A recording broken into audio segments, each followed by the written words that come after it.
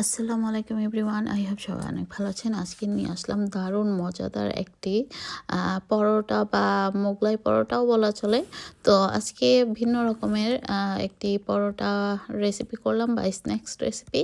তো চলুন দেখে নিই। এখানে আমি আজকে ডিম আলু দিয়ে এভাবে একটা পরোটার মতো তৈরি করে নিলাম। আপনারা চাইলে আলু পরোটাও বলতে পারেন বা ডিম পরোটা, তো যেটাই বলেন না কেন সেটাই কিন্তু কম হবে না, মানে খেতে এতটাই সুস্বাদু হয়েছে। তো ভালো না হলে আমি আপনাদের সঙ্গে শেয়ার করি না, তো ভাবলাম যে যেহেতু আমার কাছে ভালো লেগেছে তো আমি আপনাদের সঙ্গে শেয়ার করি। কারো যদি ভালো লাগে অবশ্যই নাস্তাটা তৈরি করতে পারবেন, ঝটপট তৈরি করা যায়। তো এই তো আমি এখানে কিছু খুব কম করে বানাচ্ছিলাম, অল্প মানে হঠাৎ মন চাইছিল যার জন্যই এটা করা।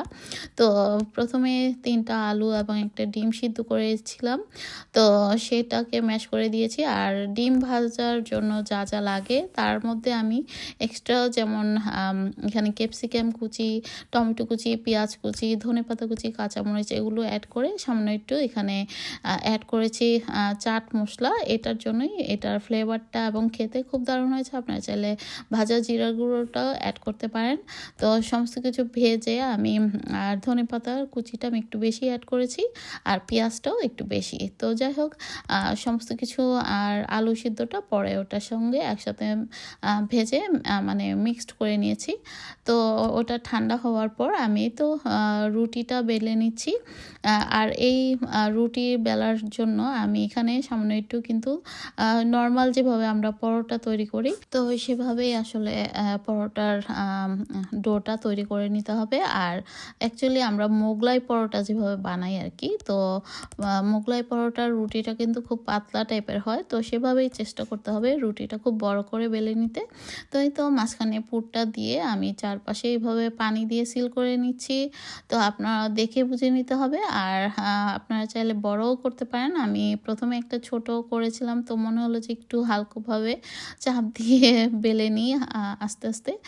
খুব বেশি চাপ দিতে গেলে কিন্তু ফেটে যেতে পারে। তো সেই জন্য আমি চেষ্টা করেছি একটু আলতোভাবে একটু বড় করে নেওয়ার। তবে মোগলাই পরোটাটা আরও পাতলা হয়, তো আর বেলার প্রয়োজন হয় না, জাস্ট ভাজ দিলেই হয়ে যায়। আর আমি নর্মাল যেভাবে রুটি ভাজা করা হয় সেভাবেই করে নিচ্ছি। জাস্ট রুটিটা হতে যতটা সময় লাগে, কারণ ভিতরের পুরটা তো রান্নাই করা থাকে, তো মানে করা অলরেডি, তো সেই জন্য বেশি সময় লাগবে না। আর তেলের পরিমাণটা আপনারা চাইলে এইভাবে কম দিয়েও করতে পারেন। এই তো দেখতে পাচ্ছেন ভিতরের, তো দেখিয়ে দিলাম একটা। আর পরবর্তীতে ভাবলাম যে একটু অন্য ডিজাইন করি, তো সিঙ্গারের স্টাইলে বা এভাবে ত্রিভুজ আকারে আমি এভাবে কয়েকটা করেছি। তো দুটাই কিন্তু খারাপ না খেতে, খেতে তো আর সেমই, মানে দেখার সৌন্দর্যের জন্য হয়তো আপনারা এভাবেও করতে পারেন বা আপনার যার যেরকম পছন্দ সেভাবে ডিজাইন করে নিতে পারেন।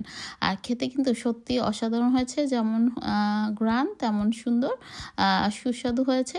আর এই তো বাকি দুটাও ভেজে নিচ্ছি জাস্ট আপনাদের দেখানোর সুবিধার্থে। আপনারা চাইলে এগুলো ফ্রিজ আপ করেও রেখে দিতে পারেন এবং সংরক্ষণ করে অনেক দিন রেখে এটাকে যখন মন চায় খেতে পারবেন। সকালের নাস্তা হিসেবেও খেতে পারবেন বা বিকেলের স্ন্যাক্স হিসেবেও।